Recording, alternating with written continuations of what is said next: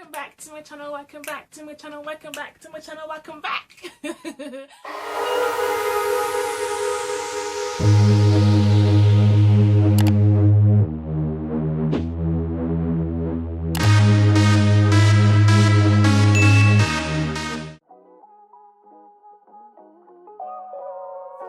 After my live, someone said to me, make a video about the things you missed about being home being Trinidad and Tobago. I missed a lot of things, but I thought, why not tell you guys what I missed, but show you guys what I do miss.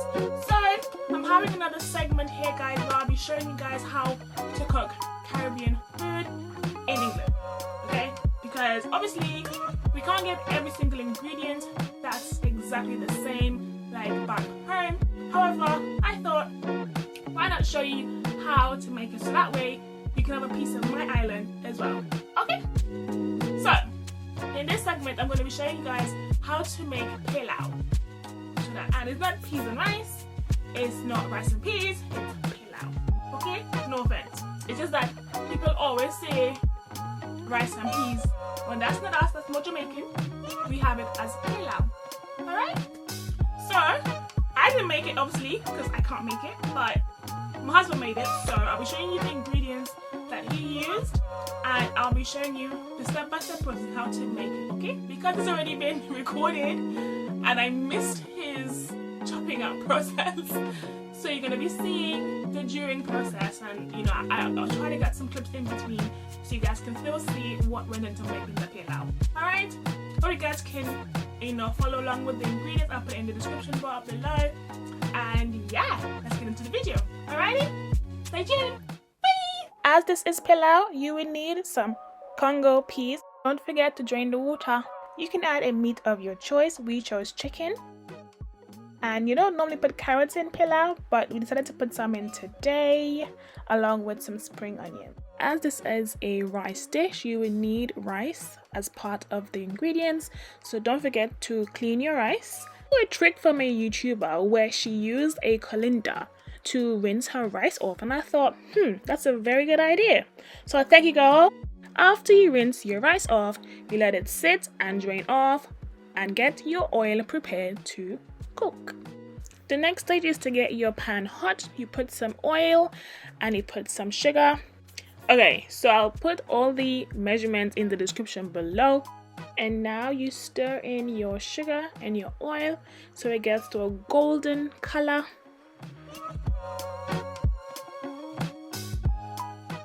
So when you do your browning, this is what you call a browning stage. You want the color to be really golden and nice. And now you add in your meat.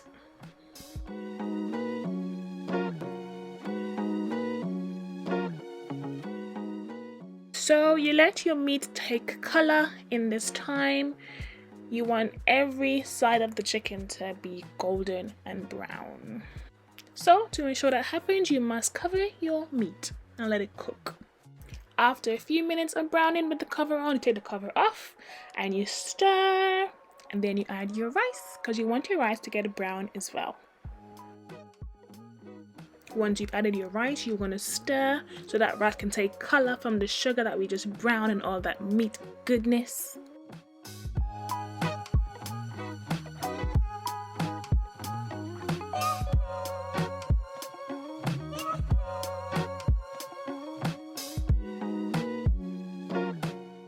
So to avoid the rice sticking to the pot, you need to keep stirring so you can see it's taking some color.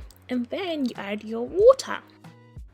Now you don't want to just add your water all over the pot. You need to choose a corner and add the water in there so that the brownness of the meat and the rice don't fade off when you pour the water in. Okay, so now we're going to be adding at least 2.5 containers full of water to ensure that the meat is covered and the rice is fully covered. So we need to ensure that there's enough water to cook the rice, the peas, the chicken and the vegetables.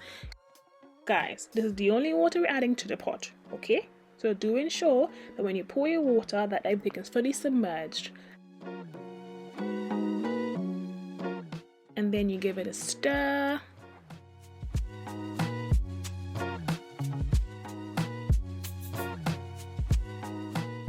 After adding your water, you are now going to add your vegetables.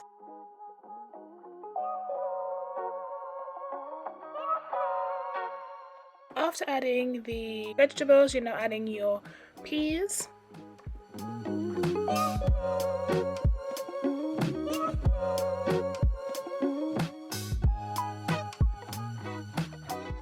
Once you stir the pot, then you place your cover on it and you leave it for roughly 15 minutes. Now you remove the cover from it. At this point, you should be seeing the water boiling. And now it's time to season your pot, guys. Now guys, we're moving on to the seasoning. So you will need some salt, some black pepper,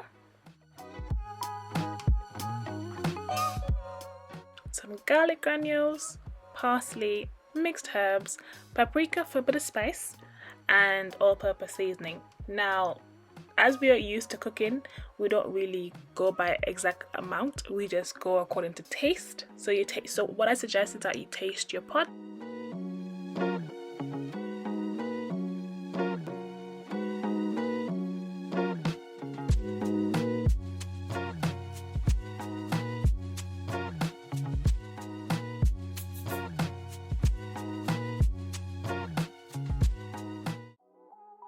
After adding the seasoning for your desired flavor, now you're stirring all those ingredients and let your pot continue to cook.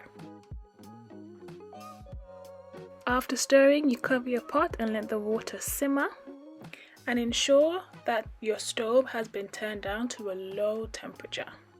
By covering your pot, you want to ensure that the water has visibly reduced, and now you can just stir to ensure that the rice is not sticking to the bottom of your pot. Although this may be nice for some, but you don't want any burning. And after you stir, you place the cover on the pot again for the water to continue to dry down. Can you see it all coming together now? To avoid any food sticking to the bottom of the pot, carry on stirring throughout this stage of the cooking. And we just want to ensure that the water is completely dried down and the rice is thoroughly cooked. And now you can turn your stove off and just let the steam do the rest of the cooking, but carry on stirring. And now you can see the rice is taking color, everything is coming together, and there you have it, guys. This is how you make a traditional pilau. If you do try this recipe out, do let me know how it tasted.